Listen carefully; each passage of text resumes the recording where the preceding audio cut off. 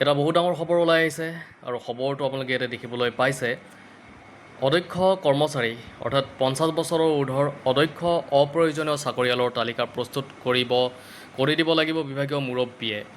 তো দেখিবলৈ পাইছে এতিয়া 50 বছৰৰ ঊৰ্ধ্বৰ যিখিনি অদক্ষ অপ্ৰয়োজনীয় চাকৰিয়াল আছে তেওঁলোকৰ তালিকা প্ৰস্তুত কৰাৰ ইয়াতে বিভাগীয় মুৰব্বীয়ে তেওঁলোকৰ তালিকা প্ৰস্তুত কৰিব লাগিব। কি কথা ইয়াতে আছে আমি চাবলৈ চেষ্টা কৰিম। ৰাজ্য চৰকাৰে বিভিন্ন বিভাগত কৰ্মৰত অদক্ষ কৰ্মচাৰীসকলক বিদায় দিয়াৰ চিন্তা চৰ্চা কৰিছে। 2 লাখ নিবনুৱা যুৱক যুৱতীক নতুনকৈ চৰকাৰী চাকৰি দিয়াৰ বাবেই ৰাজ্য চৰকাৰখনে অদক্ষ কৰ্মচাৰীসকলক VRS স্বেচ্ছামূলক অৱসৰ দিয়াৰ কথা ভাবিছে। দিছপুৰৰ এটা শীৰ্ষ সূত্ৰই এই কথা জানিবলৈ দি প্ৰকাশ কৰা মতে শীঘ্ৰেই প্ৰতিটো বিভাগতে থকা অদক্ষ আৰু অপ্ৰয়োজনীয় কৰ্মচাৰীৰ তালিকা প্ৰস্তুত কৰাৰ বাবে বিভাগৰ শীৰ্ষ বিষয়াসকলক নিৰ্দেশ দিয়া হ'ব।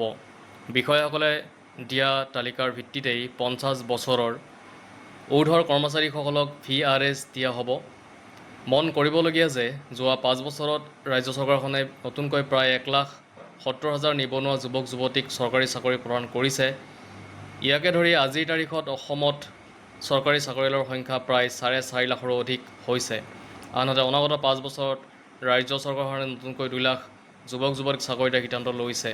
আনকি কালি মুখ্যমন্ত্ৰী ডক্টৰ হিমন্ত বিশ্ব শৰ্মাই 2 লাখ যুৱক যুৱতী কিদৰে চৰকাৰী চাকৰিত মকৰল কৰিব সেই সন্দৰ্ভত পৰ্যালোচনা কৰাৰ বাবে মুখ্য সচিব ৰবি কোটাৰ নেতৃত্বত এটা টাস্ক ফ'ৰ্চো গঠন কৰি দিছে।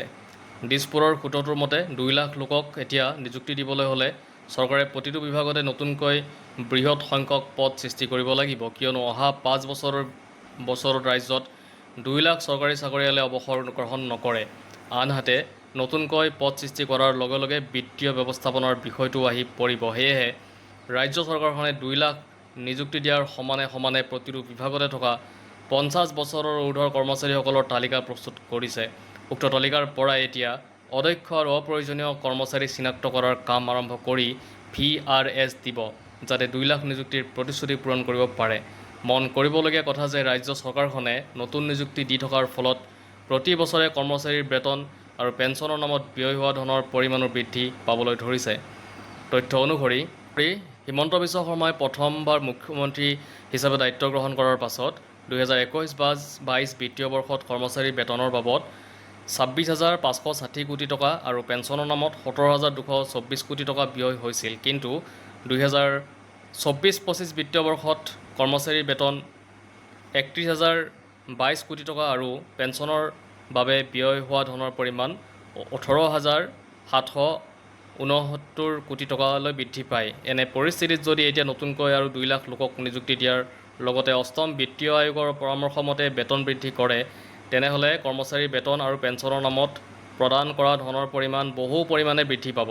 সেয়েহে ৰাজ্য চৰকাৰখনে বয়সীয়াল আৰু অদক্ষ কৰ্মচাৰীক VRS দি কিছু পৰিমাণে হ'লেও সকাহ লাভৰ চিন্তা চৰ্চা কৰিছে।